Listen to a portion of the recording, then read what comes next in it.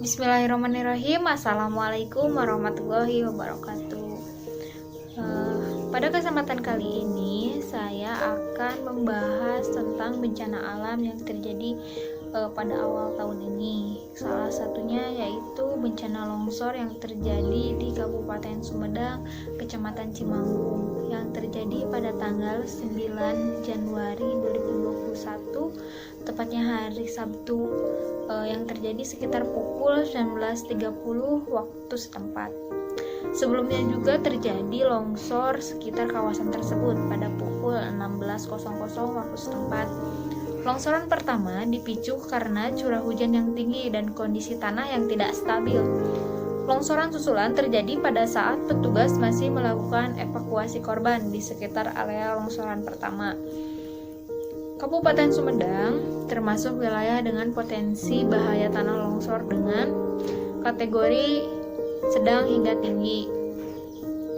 Longsoran tersebut menyebabkan puluhan orang meninggal dunia dan belasan juga masih belum ditemukan atau masih tertimbun. Penanganan untuk bencana longsor yang terjadi di Sumedang yaitu dengan melakukannya pencarian korban yang hilang ataupun tertimbun longsoran tanah dengan menggunakan alat berat dan mengevakuasi korban yang selamat ke posko bencana. Kemudian penanganan dari pemerintah melalui Menteri Pekerjaan Umum dan Perumahan Rakyat memastikan akan merelokasi dan membangun rumah untuk warga yang terdampak bencana longsor Sumedang.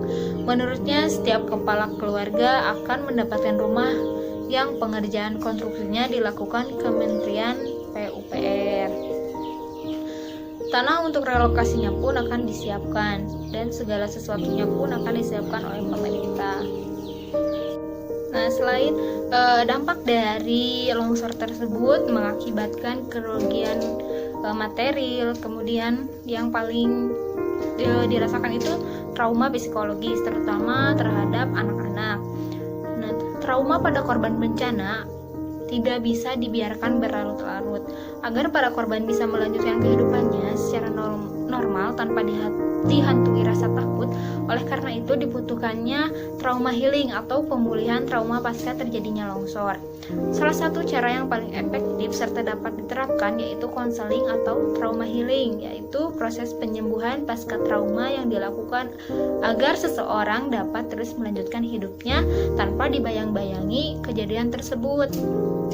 Nah, salah satu metodenya yaitu play terapi ataupun terapi bermain. Nah, ini dikhususkan bagi anak-anak. Kenapa? Karena melalui terapi bermain ini, anak diberi kesempatan dalam dunia naturalnya, dalam artian posisinya sebagai anak-anak. Dengan terapi tersebut, anak akan merasa aman ketika mereka berekspresi dan bereksplorasi terhadap diri mereka sendiri, baik dalam perasaan ataupun kehidupan di kesehariannya. Nah, metode play terapi berperan untuk menghibur anak-anak agar bisa melakukan traumanya, mengembangkan kemampuan untuk mengatasi masalah, sehingga terciptanya perasaan yang lebih baik. Play terapi merupakan terapi yang membutuhkan media sebagai alat bermainnya. Play terapi memberikan rasa aman bagi anak dalam mengekspresikan dan melakukan eksplorasi terhadap diri mereka, baik itu perasaan, pikiran, pengalaman, dan tingkah laku. Hal tersebut dilakukan dengan media komunikasi natural anak, yaitu bermain, seperti misalnya melakukan bermain kereta-keretaan atau bermain games untuk anak-anak, atau bermain sambil belajar. Itu salah satu teknik untuk menghilangkan trauma anak-anak.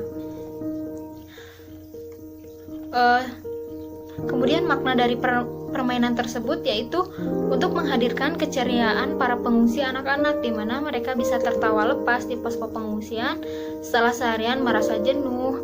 Lalu permainan tersebut juga bermaksud untuk menjalin kebersamaan antar pengungsian korban bencana longsor. Anak-anak mereka yang sebelumnya tidak mengenal satu sama lain dengan temannya, sekarang bisa menambah temannya gitu dalam permainan ini. ataupun bisa saling bercerita bersama, menikmati permainan. Trauma dan cemas yang diakibatkan bencana longsor perlahan dapat diatasi dengan play terapi ini. Karena pada seusia mereka, trauma anak-anak permainan menjadi suatu alternatif ataupun solusi untuk menjadi perantara. Tak mungkin kita menggunakan metode yang ceramah ataupun penyuluhan untuk mengatasi anak-anak. Nah, untuk usia dewasa, untuk trauma healing di usia dewasa bisa dilakukan dengan proses konseling individu ataupun secara langsung. Dengan metode ini, untuk anak yang lebih dewasa ataupun remaja lebih mudah untuk karena pada usia remaja itu lebih mudah untuk menceritakan ataupun mengekspresikan apa yang dia rasakan secara verbal. Nah, misalkan kita bisa mendengarkan ceritanya tanpa harus banyak bertanya. Selain dengan cara konseling, bisa juga dengan metode tapas acupressure teknik, yaitu metode terapi yang dilakukan dengan cara menyentuh secara ringan beberapa titik akupuntur di kepala sebagai untuk mengarahkan perhatian pada masalah yang ingin dihadapi. Trauma healing menjadi salah satu kebutuhan vital bagi para korban bencana longsor. Dengan trauma healing, korban diharapkan bisa memberi kesembuhan dari trauma yang bisa menjalani kehidupannya seperti biasanya, ataupun kehidupan sebelum terjadinya bencana alam tersebut. Bumi sangat rentan terkena bencana alam. Bencana-bencana tersebut bukan untuk dilawan, melainkan untuk diambil hikmah dan pelajarannya. Sekalipun sekarang teknologi sudah maju, tapi bencana alam tidak bisa kita hindari.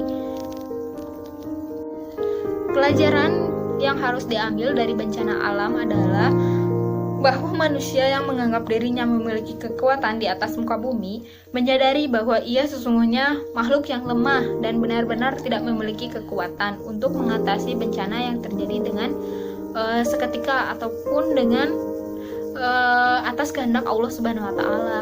Manusia tak dapat menolong dirinya sendiri ataupun orang lain. Tentunya hanya Allah Subhanahu wa taala yang Maha Kuasa yang bisa menolongnya. Sekuat apapun kita, semajunya apapun kita tidak bisa melawan kehendak dari Tuhan yang Maha Esa. Hikmah yang bisa kita ambil semakin meningkatkan kewaspadaan tentunya terhadap mencintai terhadap alam, kemudian mendekatkan diri lagi kepada Allah Subhanahu wa taala. Sekian pembahasan bencana alam mengenai longsor di Kabupaten Sumedang, Kecamatan Cimanggung. Mohon maaf bila ada salah kata. Wassalamualaikum warahmatullahi wabarakatuh.